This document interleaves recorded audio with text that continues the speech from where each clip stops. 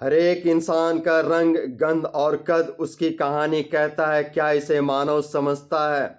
गंध पर मैंने वीडियो बना दिया है, आज रंग को समझते हैं। भगवान ही प्रकृति है। भौ से भूमि, गौ से गगन, वौ से वायु, आकार से अग्नि और अनल, नौ से नीर या जल।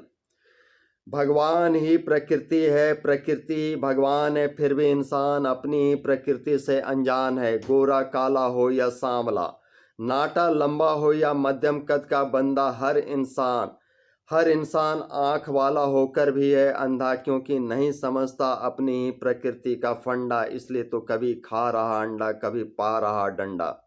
गोरा क्यों जाड़ा और ठंडा, काला क्यों गर्मी से ही उपजा। शीत प्रधान ठंडे प्रदेश के लोग गोरे रंग वाले होते हैं, उष्ण प्रधान गर्म प्रदेश के लोग काले वर्ण वाले होते हैं।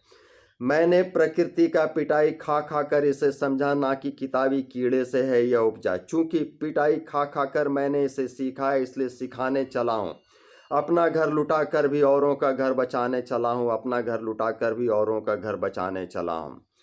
इस संसार में प्रकृति पुत्र मानव को अपने जिंदगी का जड़ को ठीक से समझने के लिए, अपने जिंदगी के पेड़ को ठीक करने के लिए समझना चाहिए था अपने निर्माणक तत्व भगवान को, निर्माण करता भगवान को पढ़ना चाहिए था उसे। प्रकृति तो पढ़ रहा है बहुत की भौतिकता को ही अब लक्ष्य समझ रहा है, सत्य समझ रहा है, प्रकृति से दूर हो रहा है। असंतुलित होकर मानव अपने जिंदगी में, अपने जड़ में स्वयं से जहर डाल रहा है, अपने जिंदगी का नाश स्वयं करने वाला बन रहा है। चूंकि सूक्ष्म की शक्तियों से दूर होता जा रहा है, स्थूल को ही सत्य समझ रहा है, इसलिए दिखाई देने वाला मानव ही आज उसका आदर्श बन रहा है। कॉपी पेस्ट कर रहा है, भेड़ चाल चल रहा है, दूसरे का सिर लाल देख अपना भी सिर फोड़ कर खुद को विद्वान समझ रहा है। 100 विद्वता के गरूर में 100 अत्याचार कर रहा है, 100 अत्याचार में उलझ रहा है। नाश और निर्माण एक ही प्रकृति की शक्तियां अलग अलग फॉर्मूले के साथ अलग अलग कारगर होती है, प्रभावी होती है। जाड़ा और गर्मी, गोरा और काला, दो विपरीत शक्तियां, दो विपरीत वर्ण है, दोनों के साथ एक ही शक्ति का संयोग प्रभावी नहीं होता है। अगर हम प्रकृति के निर्माण और नाश के खेल को देखें तो सूक्ष्म की ऐसी शक्तियां जो दिखाई नहीं देती है वो काफ़ी कारगर होती है, जैसे हवा की शक्ति, जल की शक्ति। अगर हम निर्माण की बात करें, किसी बीज तत्व को लेते हैं जिससे कि पेड़ का, वृक्ष का निर्माण होता है, तो उसके साथ सही संयोग करने वाला जल और मिट्टी की जगह अगर गलत संयोग करने वाला तत्व पत्थर और अग्नि का प्रयोग कर दें तो उसका नाश हो जाएगा, उसका निर्माण होने की जगह उसका नाश हो जाएगा। बिल्कुल यही फॉर्मूला हम इंसानों पर भी लागू होता है और हम इंसान इसे नहीं समझते।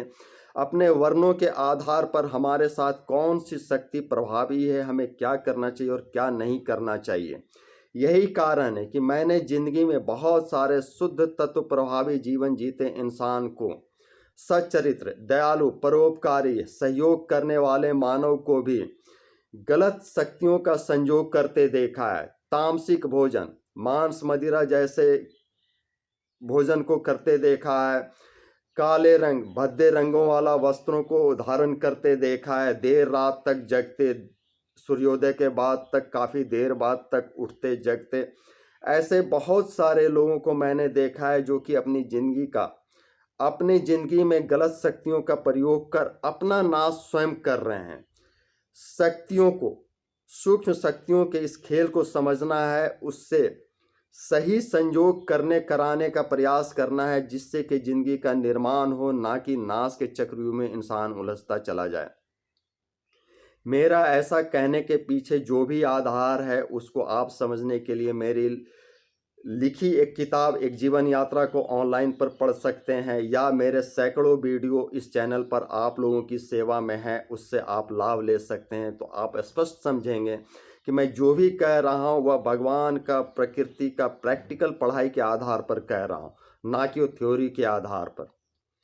धर्म हित, मानव हित में प्रयास जारी रहेगा। वीडियो को ज़्यादा से ज़्यादा लोगों तक शेयर अवश्य करें और सब्सक्राइबर बनने का प्रयास करें।